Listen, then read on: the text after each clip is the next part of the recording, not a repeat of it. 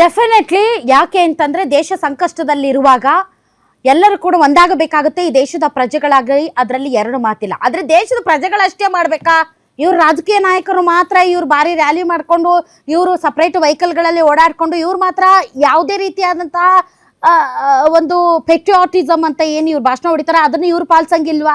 ಇವ್ರು ಮಾತ್ರ ತಮ್ಗೆ ಹೆಂಗ್ ಬೇಕೋ ಹಂಗ ಆರಾಮಾಗಿ ಇರಬೇಕು. ಆದ್ರೆ ನಾಗರಿಕರು ಮಾತ್ರ ಒಂದ್ ಸ್ವಲ್ಪ ಪಾಲಿಸಬೇಕು. ಈಗ 1965 ದಿ ಶಾಸ್ತ್ರಿ ವ್ರತ ಅಂತಾನೆ. ಸೊ ಬಿಫೋರ್ ನಾನು ಕಂಟಿನ್ಯೂ ಮಾಡೋದಕ್ಕಿಂತ ಮುಂಚೆ ನಮ್ಮ ಅತಿಥಿಗಳನ್ನ ನಾನು ವೆಲ್ಕಮ್ ಮಾಡ್ತೀನಿ. ನಮ್ಮೊಂದಿಗೆ ಇದ್ದಾರೆ ನನ್ನ ಬಲಭಾಗದಿಂದ ರಾಜ್ಯ ಜ್ಯುವೆಲರಿ ಅಸೋಸಿಯೇಷನ್ ನ ಖಜಾಂಚಿ ರವಿಕುಮಾರ್ ಬಿವಿ ಅವರು. ತಮಗೆ ವಿಶೇಷ ಕಾರ್ಯಕ್ರಮಕ್ಕೆ ಸ್ವಾಗತ. ಇನ್ನು ಬಿಜೆಪಿ ವಕ್ತಾರರಾದಂತಹ ಯದುಕುಮಾರ್ ಗೌಡ ಅವರು ಜಾಯ್ನ್ ಆಗಿದ್ದಾರೆ, ತಮಗೂ ಕೂಡ ಸ್ವಾಗತ. ಇನ್ನು ನನ್ನ ಎಡಭಾಗದಲ್ಲಿ ಆರ್ಥಿಕ ತಜ್ಞರಾದಂತಹ ಜೇಕಬ್ ಕ್ರಾಸ್ಟಾ ಅವರು ಜಾಯ್ನ್ ಆಗಿದ್ದಾರೆ, ಸರ್ ತಮಗೂ ಸ್ವಾಗತ. ಇನ್ನು ಜೆಡಿಎಸ್ ನ ವಕ್ತಾರರಾದಂತಹ ಬಸವರಾಜ್ ಪಾದಯಾತ್ರಿ ಅವರು ಜಾಯ್ನ್ ಆಗಿದ್ದಾರೆ, ಸರ್ ತಮಗೂ ಸ್ವಾಗತ. ಮತ್ತು ಗೃಹಿಣಿ ರಶ್ಮಿ ಹಲೇರಪ್ಪ ಅವರು ಜಾಯ್ನ್ ಆಗಿದ್ದಾರೆ, ಮೇಡಮ್ ತಮಗೂ ಕೂಡ ಸ್ವಾಗತ.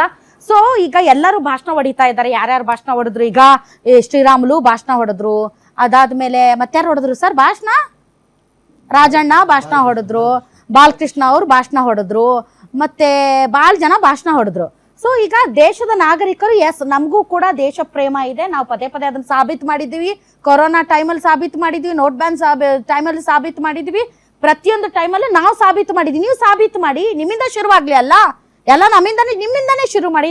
ಈಗ ನಾನು ಹೇಳ್ತಾ ಇದ್ರೆ 1965 ದಿ ಶಾಸ್ತ್ರಿ ವ್ರತ ಅಂತ. ಯಾಕೆ ಅಂತಂದ್ರೆ ಆಗ ನಾವು ಪಾಕಿಸ್ತಾನದ ಜೊತೆಗೆ ಯುದ್ಧ ಮಾಡಿದ್ವಿ, ಮಳೆನೂ ನಮ್ ಜೊತೆ ಯುದ್ಧ ಮಾಡಿತ್ತು, ತೀವ್ರ ಬರಗಾಲ ಇತ್ತು, ಚೈನಾ ಜೊತೆಗೆ ಯುದ್ಧ ಮಾಡಿ ನಾವು ಸೋತೋಗಿದ್ವಿ.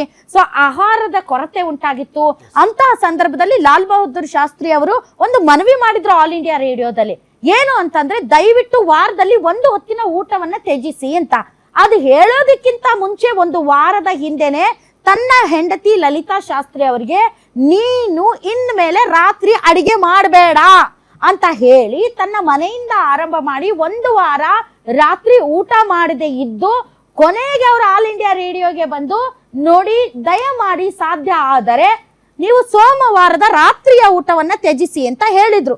ಆಗ ನಮ್ಮ ಉಡುಪಿ ಕೆಫೆ ಸೇರಿದಂತೆ ಮುಂಬೈಯ ಕ್ಯಾಂಟೀನ್ಗಳು ಸೇರಿದಂತೆ ಆರ್ಮಿ ಕ್ಯಾಂಟೀನ್ ಎಲ್ಲರೂ ಕೂಡ ಸೋಮವಾರದ ರಾತ್ರಿಯ ಅಡಿಗೆಯನ್ನ ಸ್ಟಾಪ್ ಮಾಡಿದ್ರು. ಇಡೀ ದೇಶ ಹೊಂದಾಯ್ತು.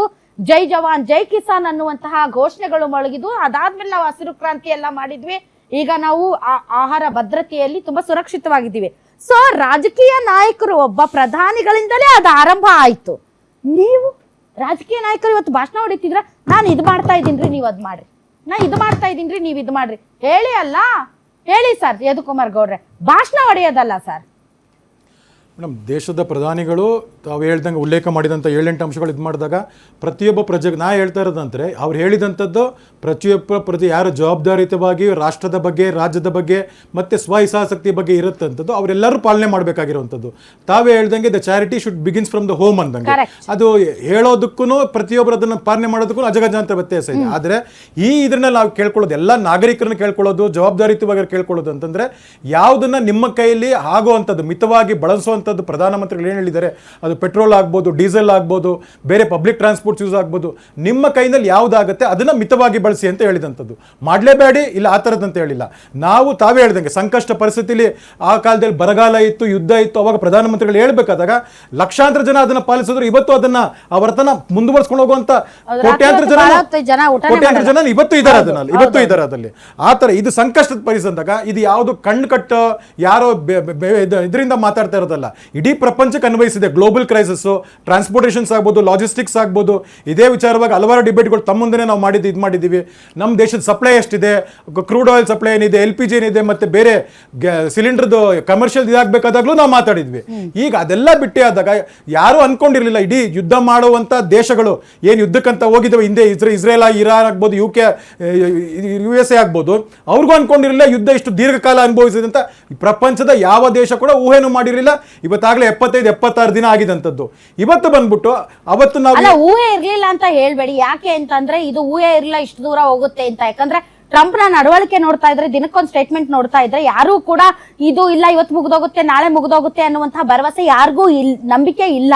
ಹೀಗಾಗಿ ಎಲ್ಲರೂ ಮುಂಜಾಗ್ರತೆ ಮಾಡ್ಕೋತಿದ್ದಾರೆ. ನಾವು ಮಾಡ್ಕೋಬೇಕಾಗಿತ್ತು, ಎಷ್ಟು ಮಾಡ್ಕೊಂಡಿದೀವಿ ಎಷ್ಟು ಬಿಟ್ಟಿದೀವಿ ಅನ್ನೋದ್ರ ಬಗ್ಗೆ ನಮಗೂ ಕ್ಲಾರಿಟಿ ಇಲ್ಲ, ಸರ್ಕಾರನೂ ಅದ್ರ ಬಗ್ಗೆ ನಮ್ಗೆ ಕ್ಲಾರಿಟಿ ಕೊಟ್ಟಿಲ್ಲ. 1 ಫೈನ್ ಡೇ ಇವತ್ತು ಬಂದು ನಿನ್ನೆ ಬಂದು ಪ್ರಧಾನಿಗಳು ಹೇಳ್ತಾರೆ ಹಿಂಗಿದೆ ಹಿಂಗ್ ಮಾಡಿ ಅಂತ. ನಾವು ಅದನ್ನ ಒಪ್ಕೊಳ್ತೀವಿ, ಅದನ್ನ ಯಾರು ಕೂಡ ನಿರಾಕರಿಸೋದಕ್ಕೆ ಸಾಧ್ಯ ಇಲ್ಲ, ಯಾಕಂದ್ರೆ ನಾವೆಲ್ಲರೂ ಕೂಡ ಜವಾಬ್ದಾರಿಯುತ ಪ್ರಜೆಗಳು. ಎಸ್, ವಿಠಲ್ ಶೆಟ್ರು ಜಾಯ್ನ್ ಆಗಿದ್ದಾರೆ, ಕಾಂಗ್ರೆಸ್ ಪಾರ್ಟಿಯಿಂದ ಝೂಮ್ ಲೈವ್ಗೆ ಬಂದಿದ್ದಾರೆ. ಸರ್, ತಾವೇನ್ ಹೇಳ್ತೀರಿ? ತಾವು ತಮ್ಮ ಆರ್ಥಿಕ ದೇಶ ಪ್ರೇಮವನ್ನ ಮೆರಿಬೇಕು. ನೋಡಿ, ದೇಶ ಪ್ರೇಮಿಗಳು ಯಾವಾಗಲೂ ಪಟ್ಟಿ ಇಟ್ಕೊಂಡು ದೇಶ ಪ್ರೇಮಿ ಅಂತ ಹೇಳಲ್ಲ. ದೇಶ ಪ್ರೇಮಿಗಳು ತಮ್ಮ ದೇಶ ಪ್ರೇಮವನ್ನು ಆವಾಗ ವ್ಯಕ್ತ ಮಾಡ್ತಾನೆ ಇದ್ದಾರೆ. ನೀವ್ ಹೇಳಿದ್ರಿ ಲಾಲ್ ಬಹದ್ದೂರ್ ಶಾಸ್ತ್ರಿ ಅವರು 1964 ನಾನು ಆವಾಗ ಚಿಕ್ಕ ಹುಡುಗ, ನಾನು ಅವರು ಕೆಂಪುಕೋಟೆಯಿಂದ ಭಾಷಣ ಮಾಡುವುದನ್ನು ಕೇಳಿದ್ದೇನೆ.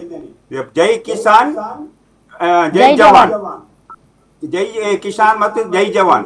ಆಗ ಪಾಕಿಸ್ತಾನ 65ರಲ್ಲಿ ಯುದ್ಧ ಮಾಡ್ತಾ ಇರುವಾಗ ಅವರು ಹೇಳಿದ್ರು, ನಾವು ದೇಶ ಸಂಕಷ್ಟದಲ್ಲಿದೆ, ನಾವು ಒಂದು ಹೊತ್ತಿನ ಸೋಮವಾರದ ಹೊತ್ತು ಊಟ ಬಿಡಬೇಕು, ದೇಶ ಒಟ್ಟಾಗಿ ಶಾಸ್ತ್ರಿ ಅವರ ಮಾತನ್ನು ಕೇಳಿ ನಾವು ಪಾಲಿಸಿದ್ದೇವೆ. ಯಾಕೆ ಬಂದ್ಬಿಡ್ರಿ ವಿಠಲ್ ಶೆಟ್ರೆ, ಅವ್ರು ಯಾಕೆ ಪಾಲಿಸಿದ್ದೇವೆ? ಅವರು ಪಾಲಿಸಿದ್ದಾರೆ.